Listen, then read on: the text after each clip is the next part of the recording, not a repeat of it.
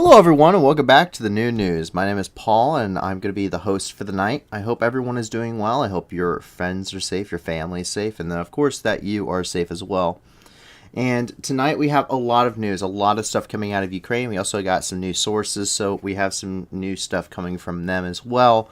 But keep in mind that this is the news that gives back. So if you check out the description below, you're going to find that there are a ton of different links that you can go to for different fundraisers that are going on. If you want to give back to the war effort in Ukraine or the humanitarian crisis that's going on in Ukraine or regarding Ukraine, such as the places in Poland and Romania that also need your help, you can go ahead and donate there. If that's not something you're interested in donating in, then we also have issues going on in the Horn of Africa, specifically in the Tigray region of Ethiopia and in Somalia, which are hit by hard droughts right now. 90% of the country of Somalia is dry, and there's also a large humanitarian crisis going on in Ethiopia's Tigray region. Like I said, that 90% of the people in that region rely on humanitarian aid for survival. And specifically impacted by these events are people or children under the age of 5. Also, if you check out there below, there will also be one for places such as Indonesia, the Philippines, Thailand. They were all hit by Super Typhoon Rai, and they're still going through some ongoing recovery efforts.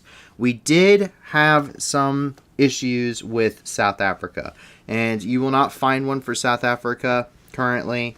From our understanding, there is a lot of apparently corruption going on down there regarding some of the humanitarian aid and the government and local governments officials and such. So it's very difficult to vet any of them down there, but if you do have one that we could go through and possibly vet that is operating down there, it would be greatly appreciated. Maybe you can find some information and send it to us on our Discord. The link's also in the description, so that way we can start helping out people there in that Durban area that was affected by flooding. But without further ado, we're going to go ahead and we're going to jump right into the news. And like I said, there is a ton of it out of Ukraine today. We got some news sources. And so we're going to start up here in the Bucha, Hostomel area, specifically Bucha. And that's because today the folks in Bucha celebrated the Eastern Orthodox Easter, which comes about a week after your normal Easter celebrations if you're not part of the Eastern Orthodox faith. It's also known as Russian Orthodox.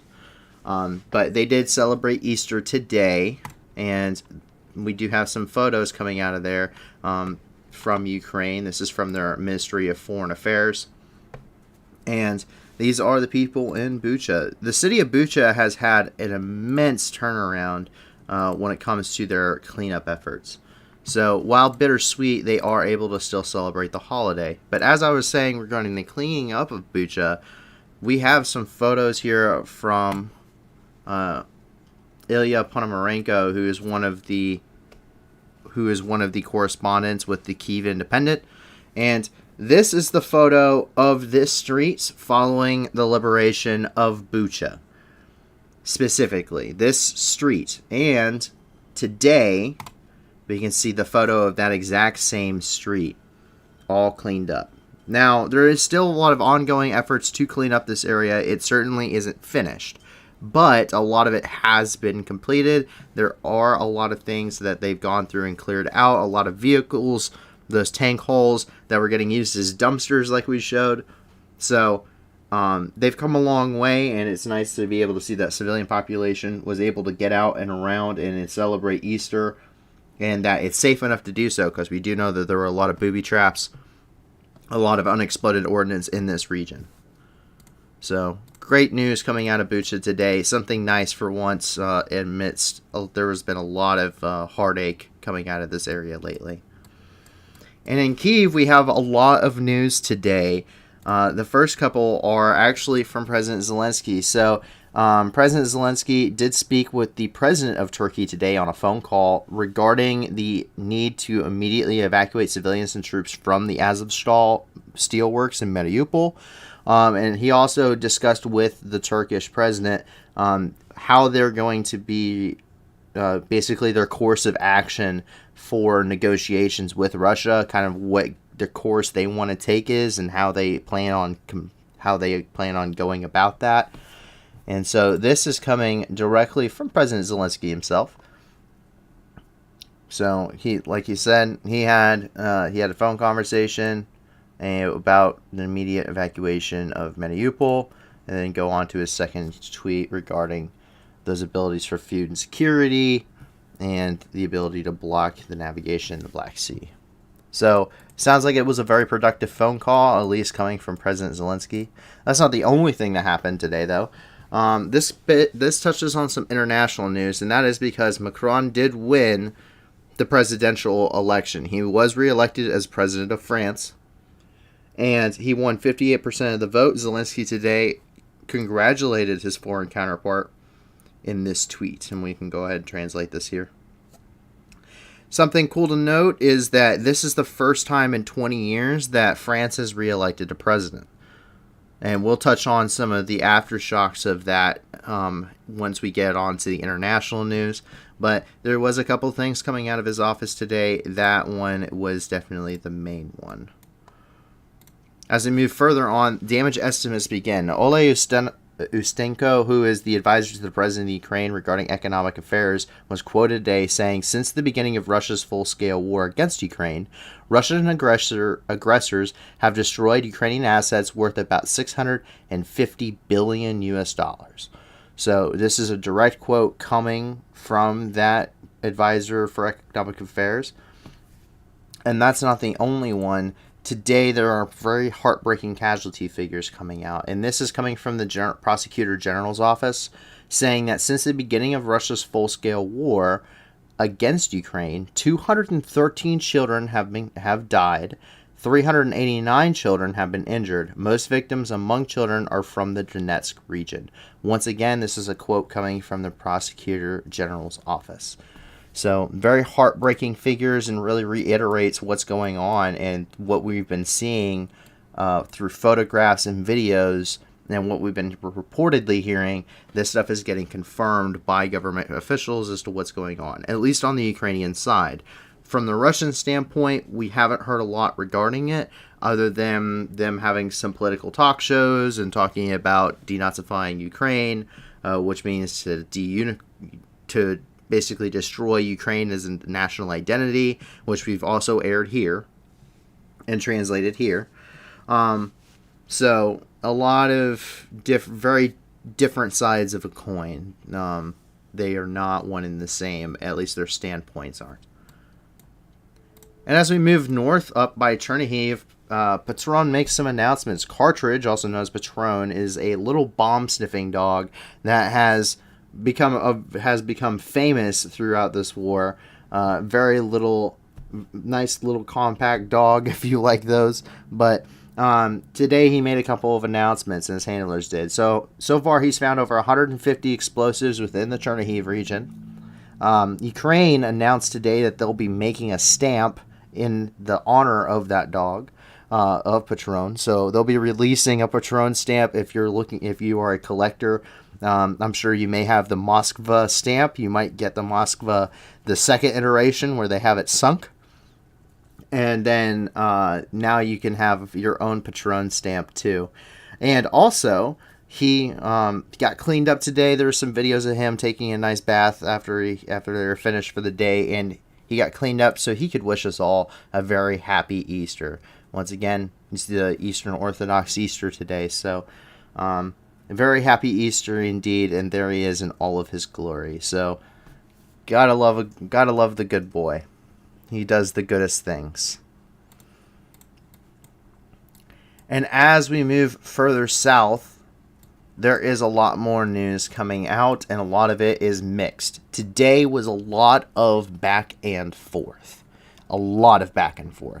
So coming out of Poltava, we have Dmitry Olunin, who is the head of the Poltava Regional Military Administration, who was quoted saying, and I begin quote, 5 rocket attacks in the Poltava region from Russian troops on Easter night. Information about the victims and the destruction is being clarified, end quote. So It sounds like there is a lot of shelling that is pretty much confirmed along this entire front lines, and we'll hear more about it going forward. So there is a lot of stuff. There is still a lot of contact along this entire front line. Keep in mind, this front line is 300 miles, and for those that use the metric system, that's 500 kilometers long. It's a massive length of a front line, but it is a much simpler type of an offensive for the Russian Federation, who failed miserably at the 4-axis of advance. So now they're realistically only conducting one major one.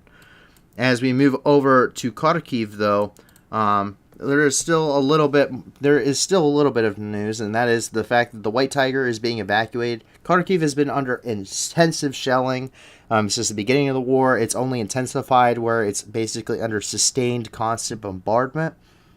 However, there was enough of a lull that the Kharkiv Eco Park was able to actually get their tiger out, their White Tiger, and it is now being taken to a much safer location. This has been a slow process. This isn't the first animal they have moved, but we do have video evidence of shells that have landed within the park. Most of those that we have seen so far have luckily been duds. They have not exploded, but they have landed in the animal pens, and it is still a very major hazard. But we can take a look at that here. So, awesome news to hear about today, but other things not so great to hear about today coming out of Kharkiv. The fighting is very heavy along this front. In Kharkiv especially, we've seen a lot of back and forth thus far. Today is no different. So here in Kharkiv, we've seen that that Ukrainian forces were fighting those Russians, and it looks like that they were fighting pretty heavily with them. So let's go ahead and take a look at some of that footage.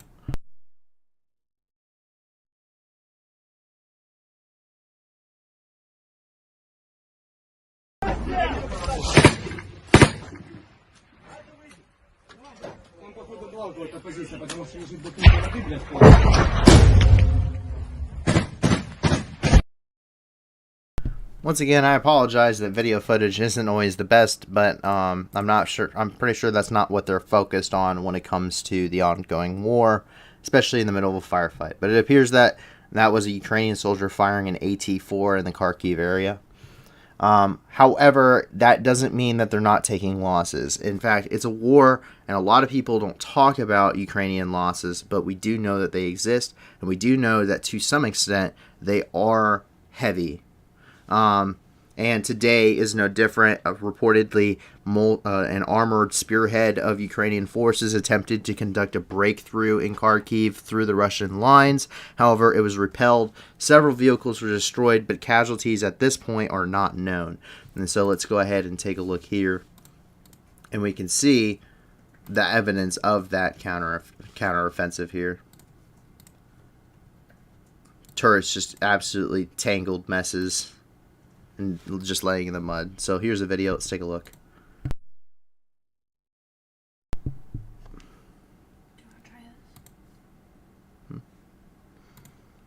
And so,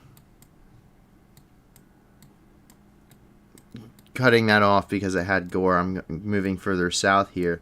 We're actually going to jump over here to Dnipro, and that's because Dnipro reported having missile strikes. So this is coming from Valentin, I'm going to try and pronounce this, Reznichenko, who's the head of the Dnipro Regional Military Administration, was quoted saying, the Russian army struck 3 missiles in Dniprovetsk region. 1 missile hit the railway infrastructure, the 2 others hit an industrial enterprise. 1 person died and 8 buildings were destroyed. And we do have video evidence regarding this. The Pavlograd train station was hit. It was one of the targets. The building was in fact destroyed. It was leveled almost. And it killed 1 person. He's identified as a 48-year-old male inside of the train depot. So let's go ahead and take a look.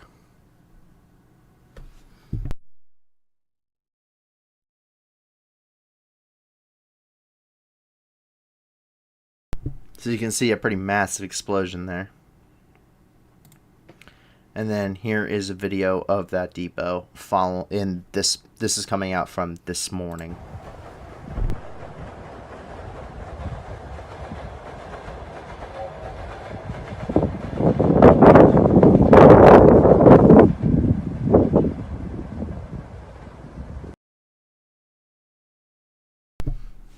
And so moving on closer back to the Eastern Front, we see a destroyed Russian tank near Rubizhne today. Rubizhne was claimed to have been captured. The Chechens said that they had liberated the city. However, we do know that that city is still very hotly contested. And today we see evidence as a Russian tank was photographed today, very obviously destroyed. If we take a closer look here, you can see it's been at least detracked, which would be a mobility kill on this vehicle. And it looks like it's completely fallen into disrepair otherwise, which means there could very possibly be other issues with it as well. In fact, there's a piece of steel, it looks like part of the armor skirting there, which has been kicked up and is currently hanging off the back. So this is from the area near Rubizhne, coming out today. That city is still hotly contested, and there has not been enough information to firmly say that Russian troops have captured the city. However, we do know that they are inside. As we move up here to Severodonetsk, there has been reportedly serious humanitarian issues in the Luhansk, and this is coming from Sergei Haida, and he's the head of the Luhansk Regional Military Administration, and he is quoted today saying there is no light, gas, and water in the cities of Popasna, Kherson, and Severodonetsk in the Luhansk region due to military actions of Russian occupiers. And that is very easily understood. We do know that that Russian forces have hit gas lines, energy supply lines, water mains, in some of these targeted, and even just as a result, as catastrophic damage or collateral damage to some of their rocket attacks. But as we move further south, we can see this very same Russian shelling going on tonight. 8 people have been reported dead thus far, and 2 were wounded. This also came from Sergei. And we have a photo here kind of showing some of the damage going on there. It looks like it's a photo compilation, just kind of showing you what's going on here. So a lot of damage, a lot of civilian infrastructure that's been damaged. However, it's not something we haven't seen so far in the war. As we move ourselves further south, we see a lot of fighting along the Eastern Front, and this is something that we don't get a lot of, despite being a highly transparent age we are living in right now. We see a lot of social media, and we've seen during the Iraq War and the war in Afghanistan, we saw a ton of photos and videos and GoPro footage. We're not seeing a lot of that with this war. Probably for good reason. I'm sure there's a lot of things neither side wants the other to know about them. But today we have a photo from the Eastern Front of a Ukrainian and his unit in a firefight against Russian forces. He was wounded by shrapnel. However, from our understanding, he is okay. It was just some minor injuries. So let's go ahead and take a look.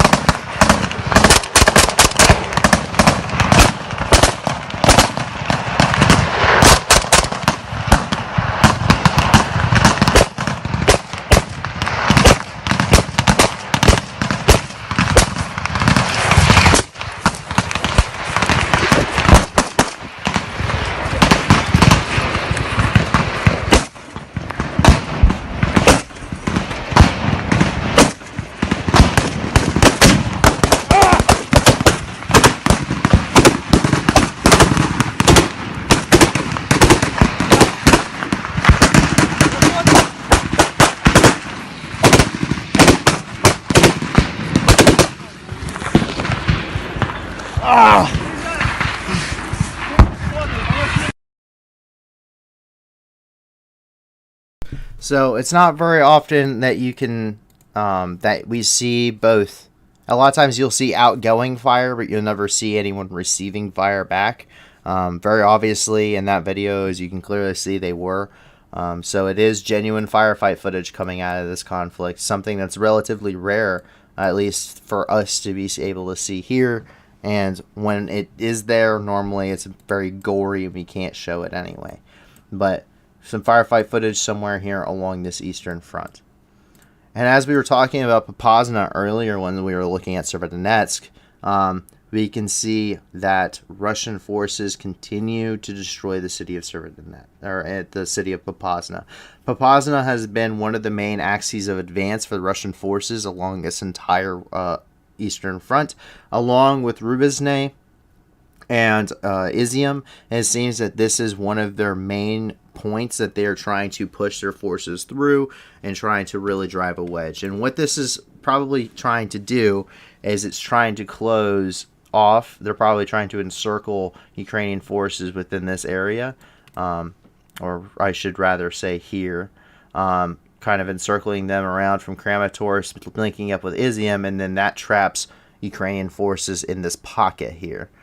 So it seems to be an attempt to do that. However, it is very slow progress. But as we can take a look here, the city of Popasna has suffered greatly during this offensive.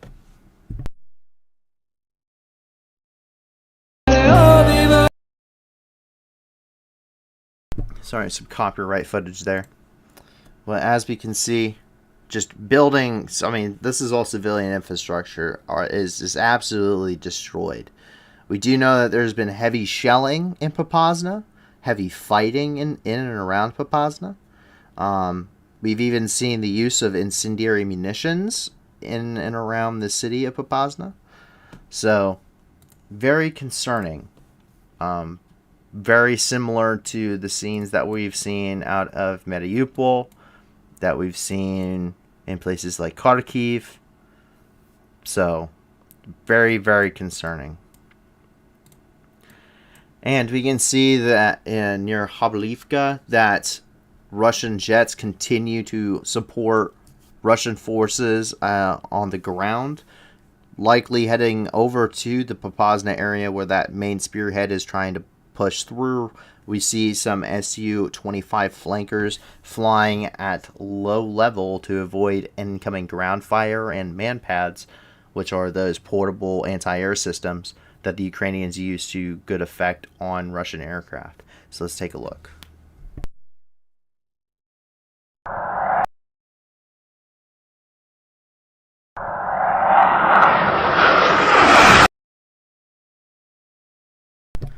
Very short clip, but it's all you really need to know that there's jets operating in the area. And I'm sure there are plenty more that are operating in this area. It's just every day we get more and more videos of sorties of flying around this location. And as I was talking about with Popasna, it appears that incendiary munitions may have been used on Velohirsk. And so there is a video coming out today that appears to be airburst incendiary munitions. They're bursting over the town and then raining down onto the town following that. So let's take a look.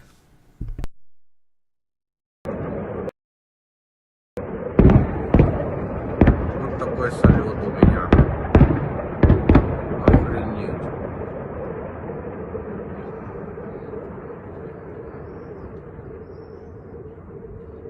Я эту хуйню слышал, как летела, блин.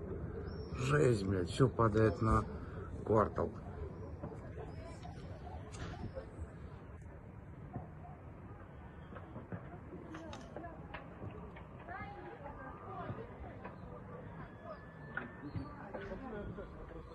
Тише, мам, я снимаю на видео.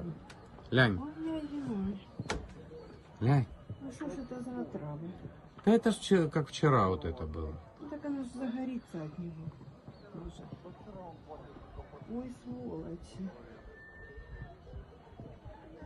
Ну это ж эти. So very concerning indeed, because that is, if it is indeed what it could be, which it could be very much white phosphorus, which is a known incendiary munition. Most countries in the world use white phosphorus. It's used for screening forces. But that white phosphorus has that bright white burning glow to it. It burns at several thousand degrees Fahrenheit. And it is an incendiary munition. However, to use it in a civilian populated area and or against infantry targets is against the Geneva Convention. So we saw similar scenes over Popasna, and now we're seeing them here. However, we also know that there was a Russian logistics truck destroyed in Donetsk today, and that's after it hit an anti-tank mine while en route to its destination. Very obviously, it's unlikely that the crew survived. However, there is no gore or anything. There are no bodies here, but you can see that that vehicle is no longer going to be in service. So that is yet another Russian logistical vehicle down, which is more important than destroying any tank or any infantrymen in this entire conflict. Because if they can't supply their stuff, they can't use their stuff. A tank's worthless if it doesn't have gas. A soldier is worthless if he doesn't have food, water, or ammunition. So destroying logistics vehicles, which Ukrainian forces did to great effect northwest of Kyiv and completely disrupted their supply lines, is really what's going to win or lose the conflict. Is who can supply their troops better. Because even if you're outmanned and outgunned, if you can supply your troops continuously, but the other guy can't, then if the guns don't have any ammo, it doesn't matter. If the troops don't have any food, it doesn't matter. So, very important. And today we also see a Bayraktar. So the Bayraktar garnered significant amounts of fame. It's a Turkish drone that was given to Ukraine. They have several of these systems. They were used to great effect against convoys northwest of Kyiv and hitting selective targets, including air defense systems. And so today, somebody in their car spotted the Bayraktar drone circling above them while it was searching for Russian targets. And it was flying at relatively low level, but let's take a look.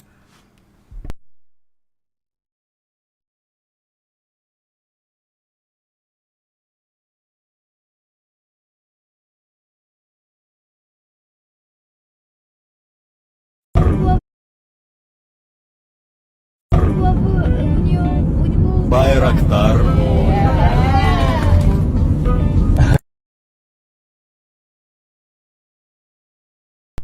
So you got a little bit of that Bayraktar song in there. I have no problem with throwing that in here. I think it's a great song. But as you can see, Bayraktar drone circling above, loitering and waiting for some targets. Outside of Makivka, we see a large explosion outside of the city today. We don't know what the target is. We don't know what the casualties reports are. All we know is that there is a huge explosion outside the city. So let's take a look.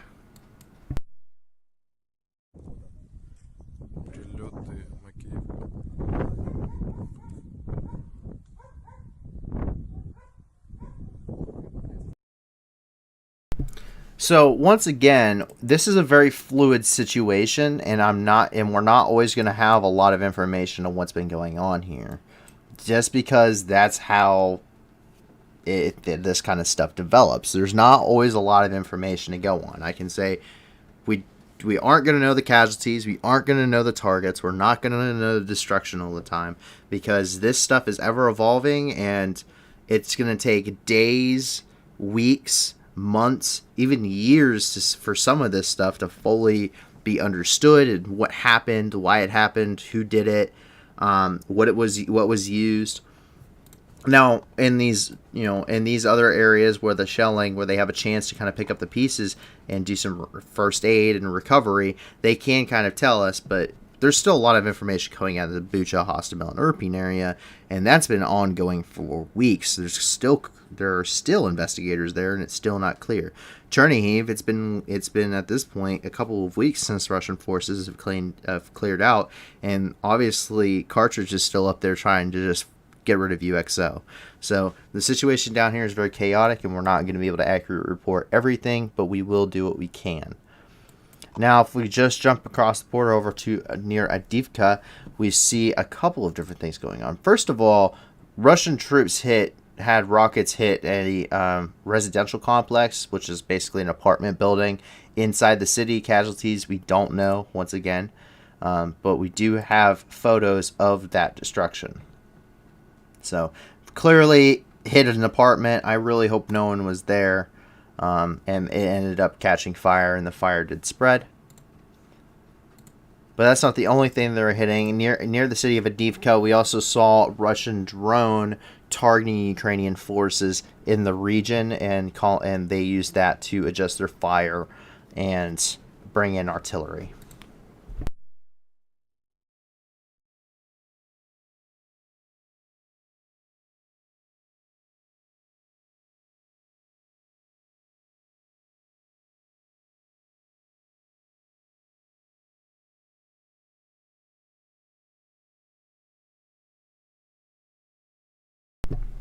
So obviously there is a lot of there is a lot of Russian artillery shelling going on here, and they are taking out targets in and around Avdiivka.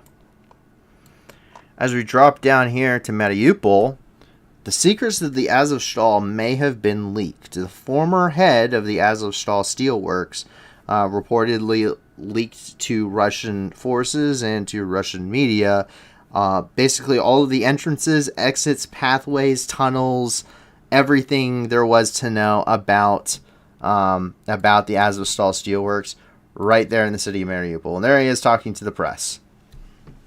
So they very, very well could be that he has told them everything there is to know about the Azovstal Steelworks. He said they're essentially, from our understanding, he told them there's no kind of bombing you could ever do that's going to really be effective against that.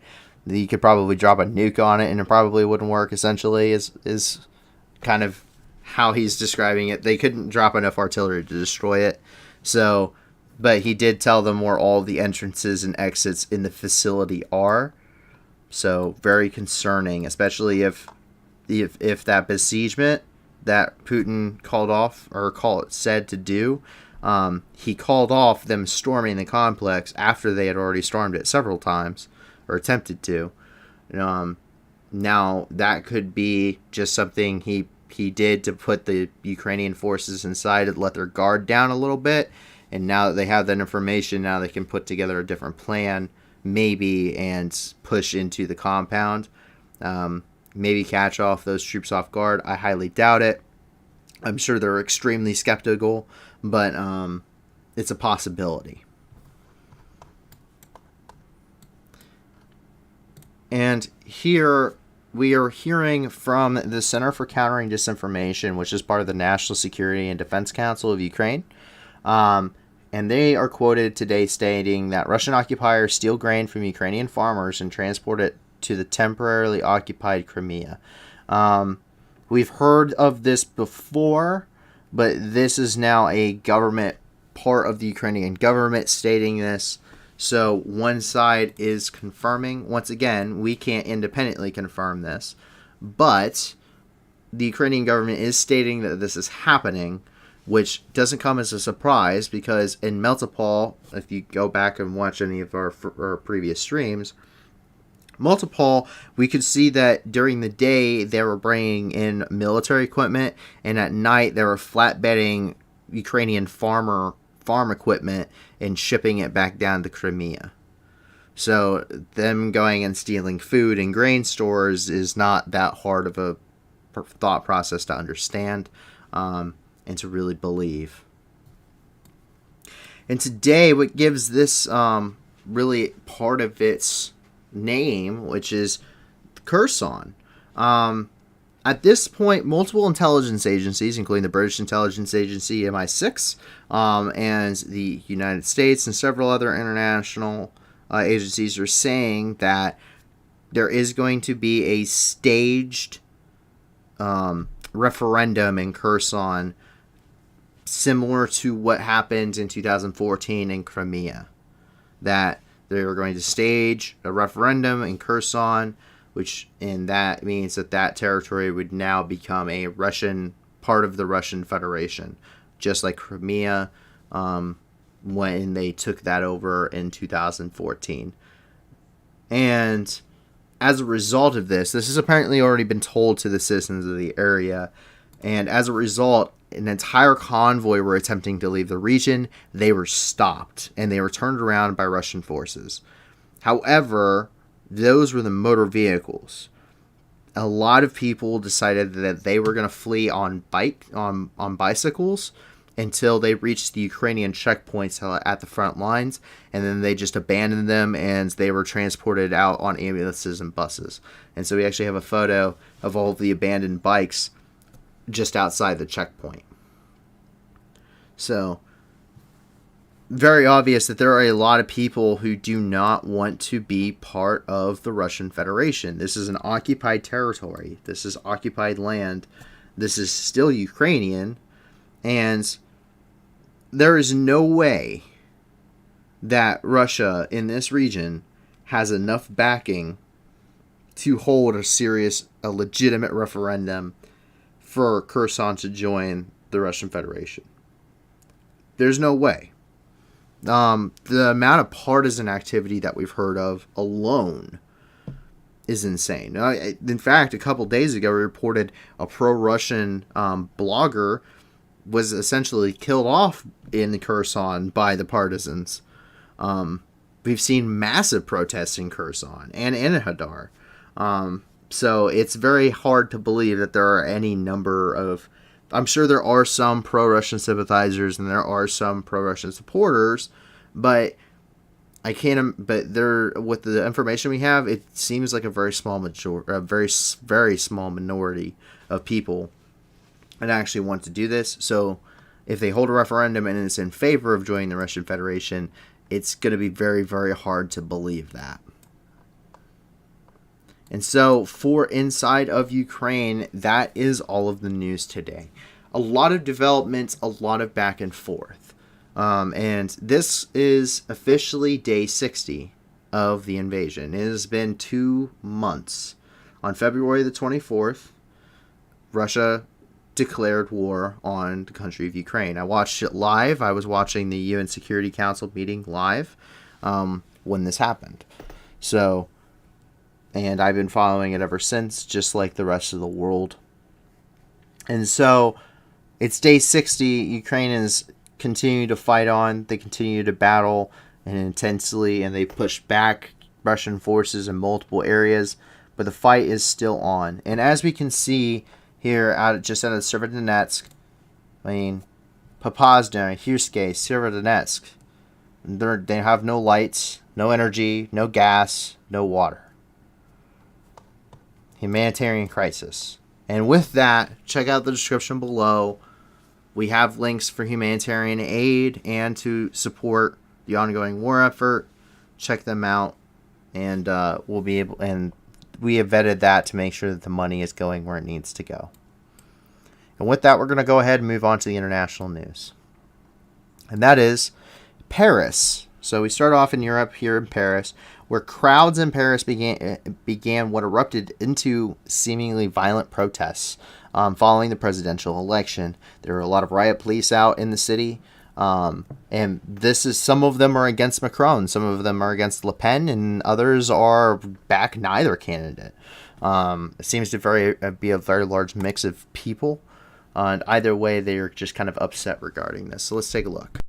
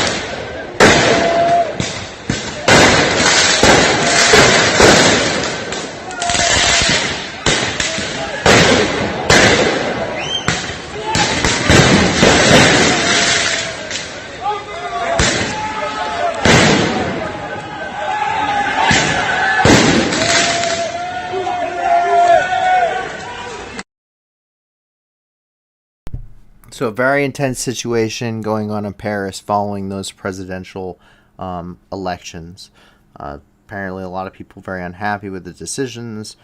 Apparently, a lot of people upset regarding Macron's victory, Le Pen's defeat. There's a lot of mixed feelings. Keep in mind, Le Pen, despite having a lot of ties to the Russian Federation and the ongoing war in Ukraine, which has covered news broadcasts throughout the world, still did end up getting 42% of the vote. 42% of the vote. So still had a large backing and has really closed the gap in the polls. It was basically landslide victory in the last election between the two of them. And so obviously there's a lot going on there, and we'll keep up to date with that situation. And as we move into the Middle East, we can see here in Syria, this is coming out of Deir ez-Zor, and this is where the Islamic State has posted leaflets in public areas, especially in mosques, threatening to kill any religious figures that have collaborated with the Kurdish forces. And we actually have a picture of that pamphlet here. So, personally, I spent time in this area. This is where I was at in Syria, is in the Deir ez-Zor province of Syria when I was overseas in 2017 and 2018. And yes, the Islamic State is very active there. There is a lot of Islamic State militants there. Deir ez-Zor was actually, and Ashadadi, which is just north of it, were both very large havens for the Islamic State. They had prisons there. They conducted a lot of their government business there when they had a caliphate. And still, there's a major presence. Even though they no longer hold territory, there is still a lot of fighters. In fact, there were upwards of still around 10 to 30,000 fighters as the caliphate was destroyed. So those have dispersed and now are operating within cells across the Middle East. And as we move up into Afghanistan, 3 Taliban members, including one official, was killed in Faizabad, which is in the northern tribal provinces. Mullah Abdul Fattah Yaftali was the head of the Department of Mining and Oil Extraction, and he was killed along with 2 bodyguards after an IED destroyed their vehicle. The Islamic State has claimed responsibility for the attack. So we can see there is their Toyota Hilux destroyed. And there is the announcement by the Islamic State. And Taliban violence in Afghanistan also today. The Taliban opened fire on a doctor at one of their checkpoints in Kabul, wounding him. And a young man was also killed while on his way to work in Jalalabad when the Taliban opened fire at a checkpoint and killed him while he was in his rickshaw. And in Mali today, 6 were killed and 16 were wounded after several unknown militants attacked a couple of military locations. They damaged an Mi-35M combat helicopter, which was delivered from Russia to the Mali Armed Forces.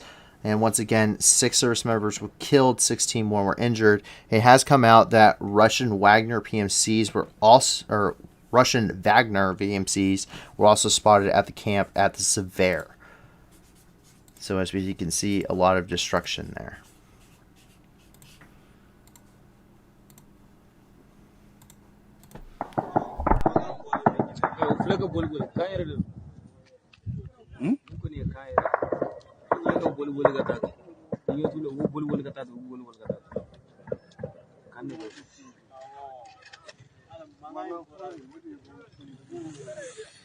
Bon, présentement, ça chauffe à Sévaré.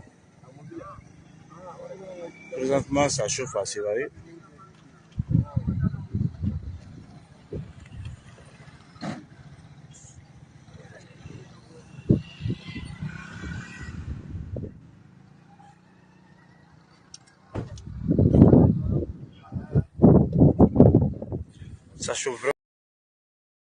So you can generally get the idea of that. Let's take a look here.